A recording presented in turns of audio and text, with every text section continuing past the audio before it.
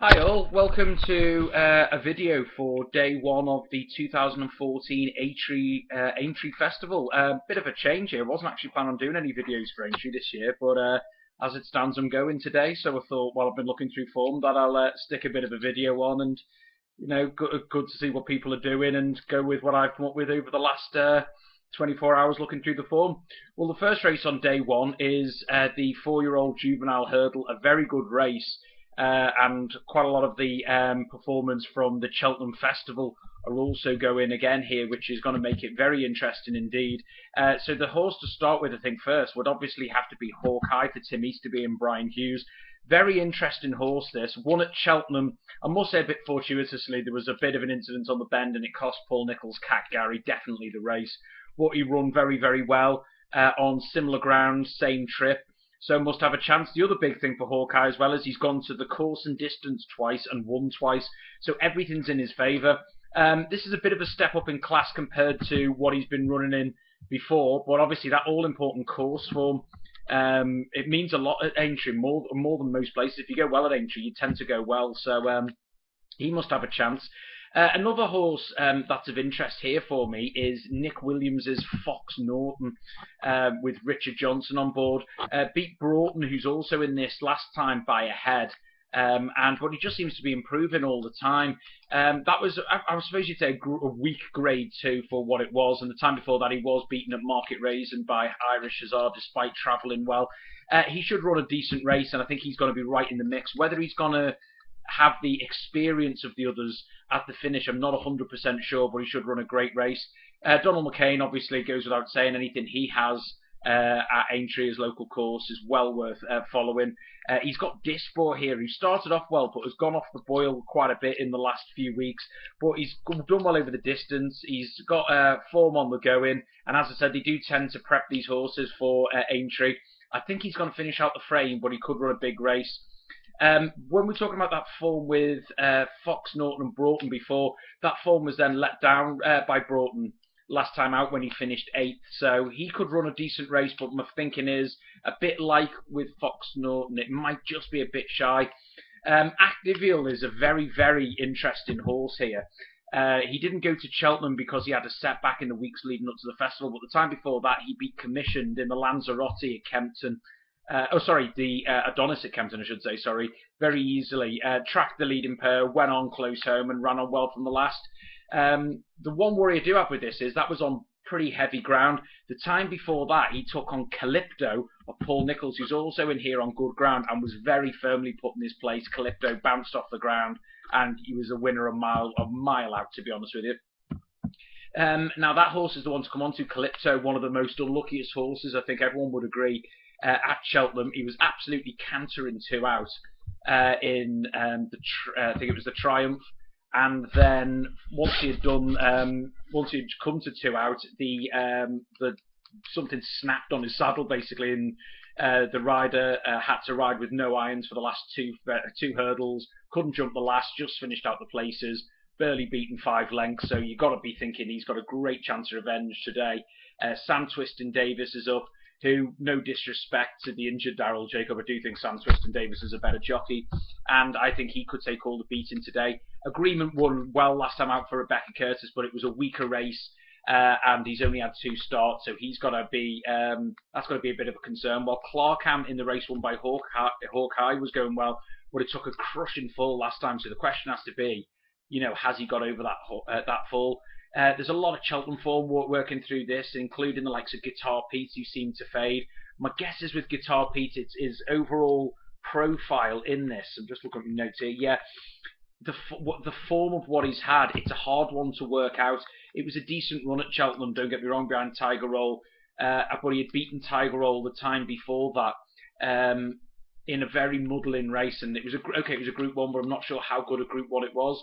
But the time before that, he beat Clarkham, so he's got the profile there. But on good ground again at Cheltenham in November, he was easily beaten by Irish Hussar, and all of his better form seems to be on a bit softer ground. So I'm going to do what I usually do at Cheltenham. I'm going to pick 3 to look at against the field here, and I'm happy to go with Calypto, currently around 4-1. Along with Hawkeye 10-1, been a bit of money for him this morning, and Fox Norton at around 7-1. The next race is one of the big two for me of the day, and that is the Betfair Bowl, small but select field, headed by First Lieutenant, the winner last year. He's been in decent form this year. The one thing I do tend to think with this horse is he's a lot better going left-handed. In soft, heavy ground, he just didn't see it out the 3-mile trip last time at Leopardstown. But over Christmas, he only got beaten a length and a half by Bobsworth. Okay, Bobsworth has completely let the form down by being beaten quite convincingly in the Gold Cup. But that wasn't a bad run on the grand scheme of things. First time up this season, he got tired at Punchestown, but once again that was right-handed, and I'm not absolutely convinced that he wants to be going right-handed. The time after that, he got beaten at Down Royal, right-handed again, didn't suit him. After Aintree last year, he went to Punchestown and was only beaten a length and a quarter by Sir Deschamps, who I really fancied for the Gold Cup, right-handed again. But then the last time that he went left-handed on good ground was obviously course and distance last year, and driven out. He saw the trip out well at Aintree, and he goes well on good ground. He's got form against all of the big players really here, and if you look at his best form is on good ground and a 3-mile trip. He's won at several Cheltenham festivals. He's a bit of a class act. First Lieutenant will go very close today. Dynast obviously won the Ryanair Chase and won the juvenile, won the novice event over course and distance last year. The one thing I do have a worry about with Dynast is, look back through his career, he doesn't string two decent efforts together really back to back. Like at the start of the season, Haydock, he was beaten 4.5 lengths in the Betfair Chase by Q Card. You thought, yeah, that is brilliant, good piece of form. In bottomless ground, went to Kempton where you think, yeah, everything's sorted, got beat 47 lengths as favourite by Silviniaco Conti, then he went to Cheltenham and won. But it's been that way throughout his whole career really, where he just inevitably, even if he's run a decent race, it's not what he's expected. Like one time he got beaten I remember Cheltenham years ago by Big Bucks by only 7 lengths. Everyone thought, yep, he's the big player to Big Bucks come World Hurdle. He then got beat by 45 lengths. And then, it's one of those, it just seems to lack that consistency. Though Tom Scudamore on the morning line was very bullish about him today, so it's got to be worth looking at. Argo Cat's coming over for Tom Tapp from Ireland with McCoy. I think his overall standard of form is just a long way below the best of here. While Oublon de Zobo's in there, his best form is definitely reserved for Ascot, so I think we can confidently put a line through him. Minora was a good second in this last year. On his day is a good horse, but this season has showed absolutely nothing at all, and you can't back him with any confidence.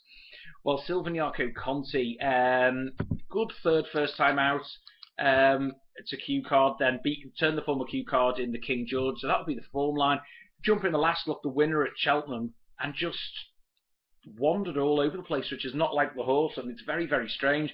The other worry I do have with this last year, okay, he had a fall 3 out at Cheltenham last year, but he was still beaten by First Lieutenant quite convincingly, a length and 3/4 back in first.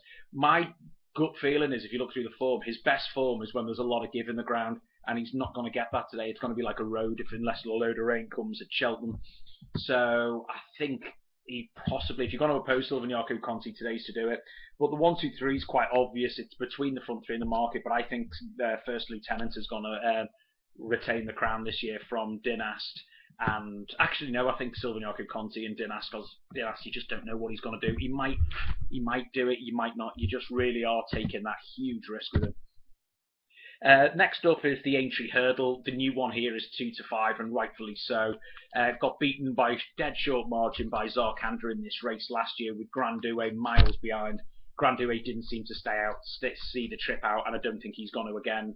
Shown very little form this year over fences. This looks like a real last-ditch saloon type thing with Grand Douay today. While the new one has gone from strength to strength this season, only got beaten in a tactical race by My Tantoyors, who just went down in the Champion Hurdle. And the Champion Hurdle, less said about that, the better. I think he's the moral winner of the race, really. The fatal injury to Arcana, which overshadowed the race, brought the new one to a complete standstill practically. Lost about 9 lengths, and then to finish the way he did, I think you can never know, but I think he would have won it. Bearing in mind, we know that he's stayed 2.5 miles up the hill at Cheltenham. He's got to you know what I mean, he probably would have won the champion hurdle. But as for today, if he jumps around, he's virtually unopposable. But that means there's a lot of each way value. I can put a line through. I think Grandue and Grumetti has just not shown the form that's necessary to win something like this. Rock on Ruby's very interesting. Obviously, he's had a very short chase career. I think they've pulled the plug on this a bit too soon. Okay, he's only had 2 runs over fences. He won a 3-horse race, travelled well, and won pretty easily. And then at Doncaster, a 2-horse race, travelled well and won easily. Yet everything went wrong after a very early mistake where the rider nearly came out and lost his whip at Cheltenham. But to go straight back over hurdles, it does seem a bit of a panic manoeuvre really after 2 runs over fences. But you know, it's their call. It's what they want to do on it, really. The one worry I do have on this is a couple of years ago, in this same race, he was travelling really well in the race won by Oscar Whiskey, and then just seemed to fade over 2.5 mile. Also, 3 years ago in the Merseyside Novice Hurdle, which is of course in distance again, he was going really well till 3 out, completely faded again. I'm not convinced he wants a trip a 2.5 mile Rock on Ruby. So bear in mind there's only 1 each way place. I'm going to look elsewhere. Zeitzig's pretty interesting for Paul Nicholls. Came 6th in the champion hurdle behind Jeski and has got form over 2.5 miles in France. Well, part of that form in France was being battered by Diakali, who's also in this, and all of his best form seems to be on heavier ground, so I don't think he's going to get the ground today. While Irish Saints has found a bit of form, I suppose you'd say. 3rd and stayed on really well, dropped to 3rd but kept on pretty well in the Betfair hurdle. But that form has been massively let down. Splash of Ginge didn't really run his race at Cheltenham, neither did Del Arca, neither did Cheltenian, neither did Swing Bowler, neither did Vendor, who's behind it, so that form's really been let down. But on the form of his beating of Imperial Leader, you give him a chance, but once again you just don't know what he's going to do. In the race last year over 3 mile or 2 mile 1, he was beaten 6.5 lengths by Lunique, who hasn't exactly set the world alight, and Runswick Royal. So I think it's one of those you're going to have to be. It's a bit of a stab in the dark to go with Irish Saint, I would say here. But you know, something's got to come second to the new one. And my idea of it is Diakali, actually, for Willie Mullins. Very rare ride for Willie Mullins for Tony McCoy. People were saying, yeah, he got beaten in a handicap at Cheltenham. Yeah, he did, but he was only beaten by like 5 lengths off top weight of 11 stone 12. Now that's you know, a pretty decent performance, beating likes of Flax and Fleur, who's the previous Cheltenham Festival winner, in behind him, and has run well at the likes of Aintree before, really. So that form is actually pretty good, and the best piece of form was back on the 1st of December in the Hatton's Grace, when he was only beaten over the same trip as today by Jeski by 2.5 or 2.25 lengths, with Jeski obviously winning the champion hurdle. That's got to give him a great chance. He's got winning form in France over the distance. Obviously, I said he battered Zeitzig. He's also beaten the likes of the Blood Catil, who has always been really well regarded by the Willie Mullins yard. And back in his juvenile days, he was beaten in the spring juvenile at Leopardstown, but he was actually favourite ahead of Arcona, so that tells you how much they actually think about him. He's already racked up nearly £250,000 in prize money, which for a 5-year-old is pretty good going, really. It's only, about 70,000 less than the new one's racked up, really. So he's my idea of someone I'd go with the Vice Punt, currently at around 10 to 1. But anyway, the 1, 2, 3, if we're going to pick on this race, it's obviously going to be the new one, without doubt, from Diakali. And I would put Irish Saint in there. He's done nothing wrong, I think, Irish Saint. But yeah, he could be the one for the 1, 2, 3. The next up is the Crabby supporting the Hillsborough Families Fox Hunters Chase. I think that's a really nice touch from the sponsors there to support the families of the 96. Obviously, the whole case is going in court now, and good luck to them all. And I think it's a really nice touch from the sponsor. But as for the race itself, this is an enigma to say the least. 2.5 mile Fox Hunters, generally for the older horses with amateur riders. Won last year by the 100 to 1 Tartan Snow. Wouldn't be surprised if we get another 100 to 1 winner this year. But one thing I would say on Tartan Snow is he won it on merit. It was a very good performance, and it's interesting that Derek O'Connor, pretty much one of the best amateurs around, has taken the ride on this one. He's got a similar profile to when he won this last year, in that he's had his comeback run. Last year he had a comeback run in a Hunter's Chase at Carlisle, and he's had his comeback run again in exactly the same Hunter Chase this year. Last year he run a lot better, don't get me wrong, than he did this year. But the race before that at a Hunter Chase at Kempton, he did pretty well. He came third. And then back in February, Hunter Chase at Kelso again, he won by 20 lengths on a bit better ground, and he's going to get that better ground here. So I know people are saying it's going to take a lot for Lightning to strike twice, but Tartan Snow could run a big race, even though he is 14 now. The crazy thing about this race, and everything is on it, there's a 152 rated horse that costs nearly 150,000 in Mossy Joe. Now I've just seen his price; it's 6-4. Does he deserve to be 6-4? If this was a normal chase, without question, Mossy Joe deserves to be 6-4. Like, look at his last 3 wins: 10 lengths, 20 lengths, 28 lengths, which is just absolute hammering. He's been bought by Barry Connell since then, and he doesn't throw his money around for a laugh. Last year, he went to another Hunter Chase before Cheltenham and won by 19 lengths. He then won another one at Cork, less convincingly, but he'd had a long, hard season. And the times he gets beat, if you actually look at this over fences, is that he unseated, and then on his Chase debut at Listowel, when he didn't really look in love with the game there, but he's come on leaps and bounds since. But do you want to take 6-4 on a 22 horse amateur race over Grand National fences? I don't, personally. But, you know, if he goes and wins by 20 lengths, would it be surprised? No, I wouldn't. But, you know, you just got to be realistic on sometimes on what you think you want to do. Interesting horse here, Pentific. Mr. J. Hamilton rode Tartan Snow last year to win the race. Yeah, he seems to have jumped off for Venetia's horse here. They're both similar price as well, so there's nothing that gives it away here. He won a good, decent Hunter Chase last time out, but before then has shown absolutely no form. But, you know, it's an interesting that he's jumped off there, but I like course form. I always do over these fences. And that's why he could run a good race, but I think I'd be picking Tartan Snow ahead of it. Now, my idea of the winner here is the runner-up from last year, and his name's Warren. Great form last time out. He beat Seabass, really regarded in Ireland, quite convincingly actually, by a length and a half. And before then, he was only beaten 4 3/4 lengths by Tammy's Hill. And obviously, we don't have to go into anything about that. Tammy's Hill went on and won at Cheltenham pretty easily, to be fair, if you want it right. And on the fringe, who Warren beat, also got placed behind Tammy's Hill there. So that line of form with Warren is as good as you want to get. But the big piece of form you want here is back at the course last year. He was beaten 5 3/4 lengths by Tartan Snow, and he made most.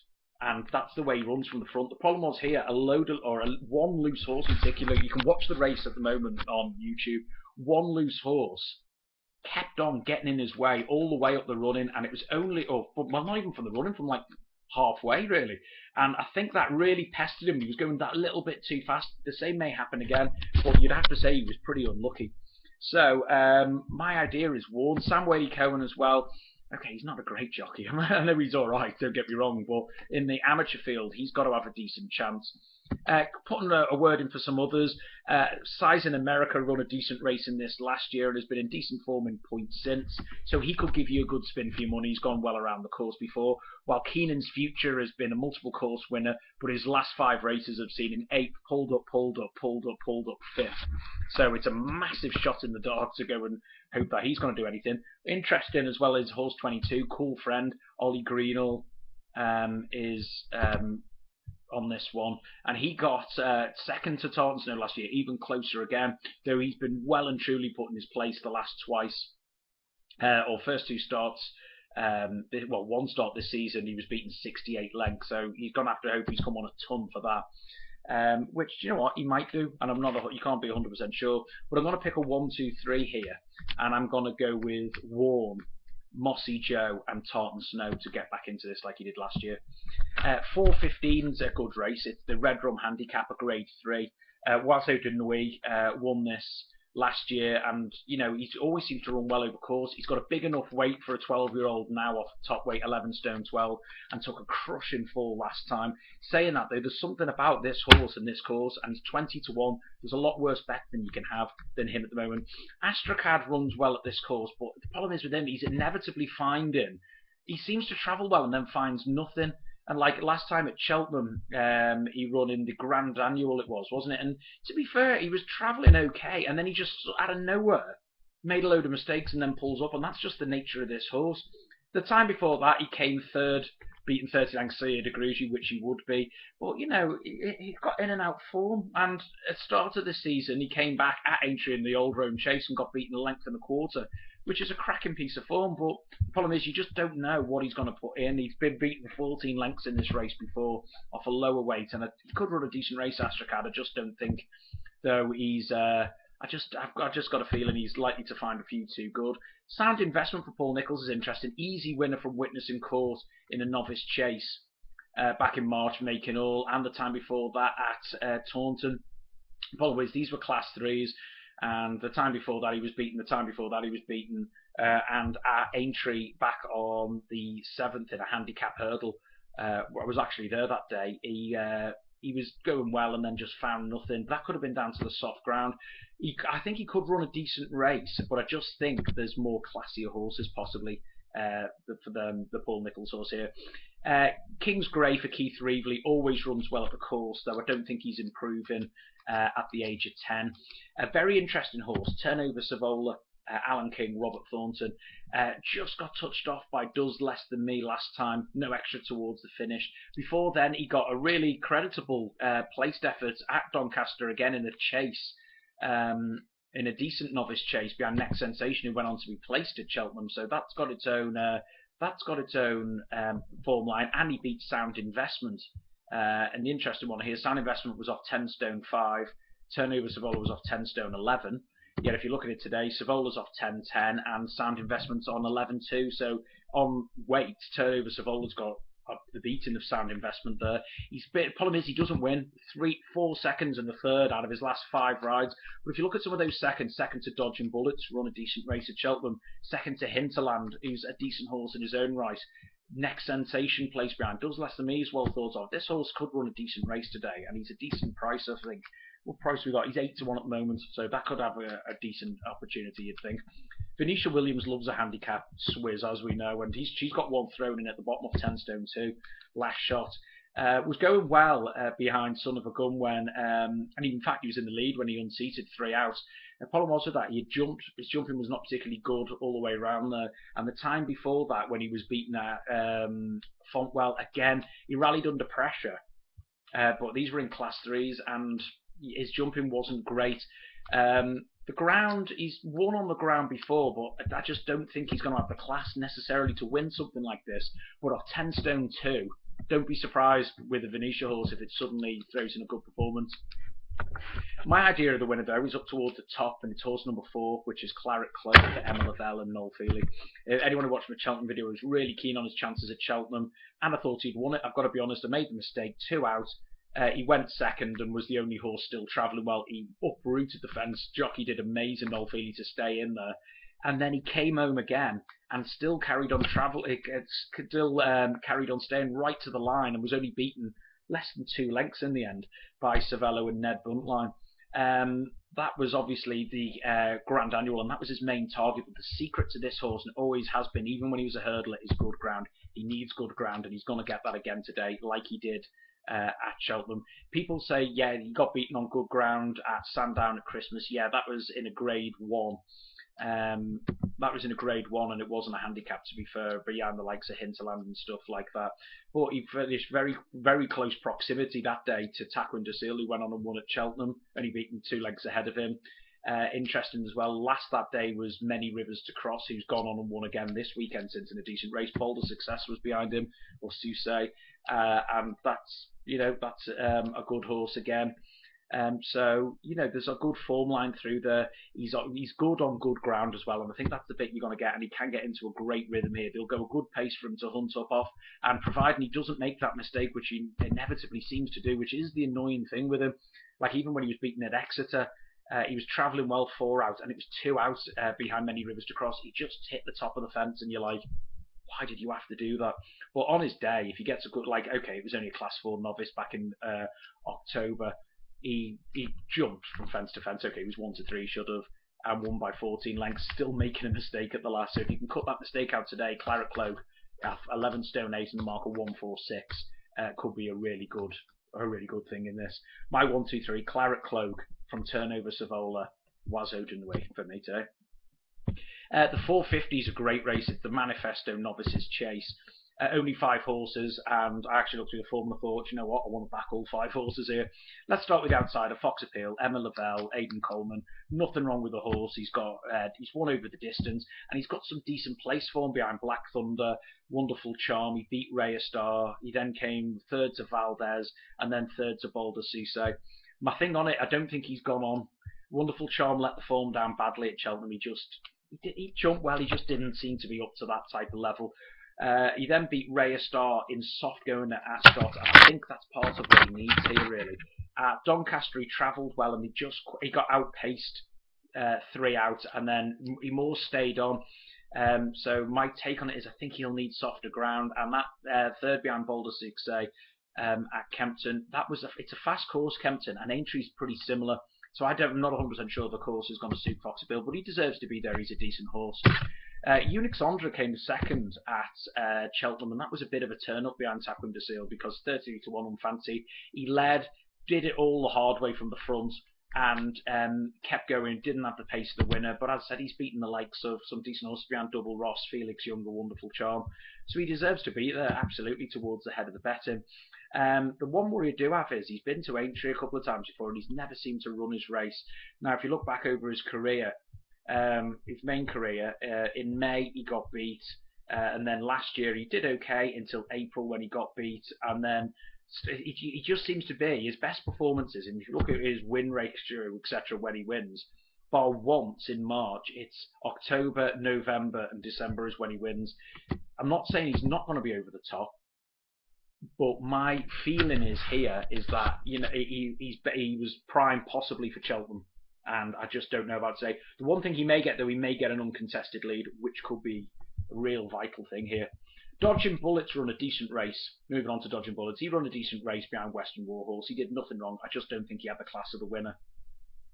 The form going into it, he came second to Module at Newbury. Module obviously run a screamer at 20 to 1 in the Champion Chase and is now favourite for the Melon Chase tomorrow.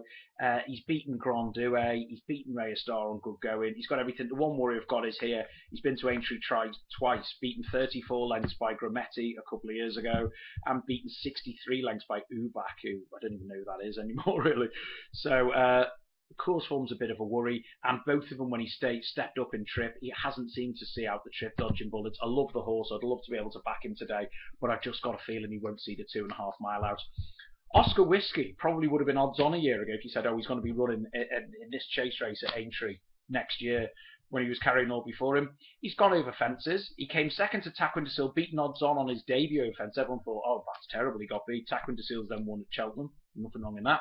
He then beat Wonderful Charm, which has kind of left the form down a little bit. He then came out and beat Taquin de Seal again, and you think, yeah, great, Taquin de Seal's gone on and won. He then beat Many Rivers to Cross, complete staying performance at Sandown, so you think, yeah, but then took, and I've watched the fall again, that was a hell of a fall he took in the JLT chase. Now, 21 days, is it, I think, since that fall, 21 days today since that fall. You've got to hope he's come out of it well, and I think the key word there is hope, because that was a crushing fall. As for his going as well, a lot of Oscar horses, I find, generally go better on heavier ground. Now, he's won a lot on good ground, so you've got to take a risk about the fall as it affected him here, Oscar Whiskey. And he is going against some decent young horses, so that is the risk you've got to take. Western Warhorse, what a horse, what a performance at Cheltenham. You've got to give him credit, 33 to 1 or not. He led, he went back, and he came back again, and that just suggested to me he was all about staying. He had the pace to get up the hill and nip Champagne Fever, highly regarded on the line, but he also had the stamina to keep coming back through. The time before that, now this form you may think is nothing in the Class 3, and I wish I'd even thought about this, to be honest with you, but it's good with hindsight at Cheltenham. He beat Victor Hugo by a neck on his chase debut, and you may think, okay, that's nothing to go crazy about, but Victor Hugo is a real Doncaster horse. He's never finished out the first two, and since then he's gone on and beat Dreamy George at Doncaster. He then went on and beat Holywell, who went on and won at Cheltenham, and then won back in March and beat Cowards Close by 11 lengths. So that is a better performance than you would actually give it credit for. Okay, Keringa didn't run its race that day, and hasn't run since, but he's highly thought of too. But Western Warhorse as well, he's over hurdles back in November, he came third at Cheltenham, again led, and then just keeping on coming at the running. But he's won over 2.5 miles in heavy. He's won in 3 mile in heavy. The ground's no problem. He will stay, and this is a real class horse. It's going to be between, for me, Western Warhorse and Oscar Whiskey. I'm going to stick with Western Warhorse because he's got the form. I think he stays equally as well as Oscar Whiskey, and I'm just hoping that fall hasn't taken too much out of Oscar Whiskey. 1, 2, 3, Western Warhorse, Oscar Whiskey, Unixandra. Now the final race, which is another graded race, is the 5:25 22 horse hurdle, so a nice easy one for everyone to finish on. Yeah, right. So we can go through this. Now, the interesting one which we've got here, the main form line on every horse in this race seems to be through the Per Temps final at Cheltenham. We could go through them all, but I'll be here all day, so I'm just going to highlight a couple of the ones that I think are interesting in this race. Starting off with Jetson. Jetson got placed in this race last year behind the runaway winner, which was Battle Group, who then went on and won 2 days later over fences. It was one of the most amazing things you'll see. No, that was last April. But if you actually look at what he did here, he came second, Jetson, and he was clear of, he was beaten 10 lengths, but 3 1/4 lengths clear of the next, 7 lengths clear of the next. He run off 11 stone 7 last year when he did that in this race. He's off 11:10 this year. However, he's got Paddy Kennedy claiming 5, so effectively he's thrown in on a similar mark. Now, will there be another one lobbed in like Battle Group was last year? We don't know. But he ran a great race at Cheltenham. He's staying on approaching the last. And I think this flatter track will actually suit him. He's been in decent form all season. Obviously, Jesse Harrington brought him over for a reason. I think he's got a great chance. Riverside Theatre's in here, but this seems like a final throw of the dice because his chasing career has gone a bit mental, and I just think others will have too much pace for him here. Edgardo Sol's going well, but he's high enough in the ratings. Seafood ran a decent race at Cheltenham, actually, and then just got tired. I think he's better on not as good going. Return Springs an interesting one. He's the pick of Richard Johnson here, Philip Hobbs, though he was slaughtered last time out in heavy going. He'd run 3 cracking races, including on good ground at Cheltenham. Beaten the likes of Salubrious, who won at Cheltenham the year before, Sonny Boy, who nearly won a Grand National. He then beat Courts de Tie on New Year's Day. So Return Springs an interesting one. That run in February was awful, and I mean awful. So I don't actually know what the deal was with that run. But he could potentially run a decent race here. Any given day's in for Donald McCain, so worth a look, but his form's well below what's needed. Rusty Brown is anything. It's a Noel Mead horse here, and he won a decent race last time out at Leopardstown, coming third to Sailor's Warn, who was really back to form and looked good. Will he stay 3 mile? I think so. He came third to Arvini back in 2012, but he's only had one run in the last 2.5 year and a half. So I don't know. It's a bit of a leap of faith on this good going as well. Crowning Jewel is an interesting one that's jumping out towards me as well. For the Reeveleys. Got beaten fair and square by Fingal Bay last time out, but was helping to force the pace throughout. But he's won over 2.5 mile at Aintree before. He's better on better going. He could run a decent race at big money, but I think others will finish ahead of him. Caliph Aramis is interesting for the Twiston Davises. Absolutely on a cracking mark, I would say, here off 11 stone 3. Last time out at Cheltenham, when he run in the Coral Cup, which is 2.5 mile up the hill, he was making progress in 7th, and he was right in touch on the outer when he fell 3 out. It was more a slither in form, more of a mistake there, and I think he would have been bang there. Now, the interesting thing about this one is, obviously, when he fell at Cheltenham, he was off like a similar mark to what he's on now, and this race is a very similar profile. And the time before that, he was an easy winner from Art Professor, all about staying over 2.5 miles. A couple of soft ground defeats is not as bad as you think. Then in November, he fell again when he was staying on 2 out at Cheltenham, 2 mile 5. So he's got to get these mistakes out of him, but he could potentially be in off a really, really nice mark, I think, Caliph Aramis for the Twiston Davises. Big Easy's another one for Philip Hobbs. He's got Michael Nolan on it, but his last run was on the flat in the Cesarewitch when he came nowhere. He showed some decent form last year, but he's been off for a hell of a long time here. So to suddenly come back, and last time after a break he got beaten quite easily, so I'm quite happy to put a line through him. And a lot of people will be interested in the champ for John Joe O'Neill, 11 stone 1 Josie's order. Course and distance winner, which counts for a lot of Aintree, but his run last time was awful, so it'd have to be a huge bounce back if he was going to do anything here. I think Spirit of Shankly at the bottom, purely because we're in Liverpool. Bill Shankly is obviously a legend in these parts. He could it's like when You'll Never Walk Alone running the National. Could be one of those where it's like, okay, everyone jumps on it. My feeling is he's not going to stay 3 miles, regardless of the name on that one. But for 1, 2, 3 here, I think Jetson is a good bet here. It's 10 to 1 he is actually now, from Caliph Aramis and Return Spring. Okay, well, good luck for today, and in fact the rest of the National Festival. And yeah, if you're at the course, I might see you later. Cheers, bye.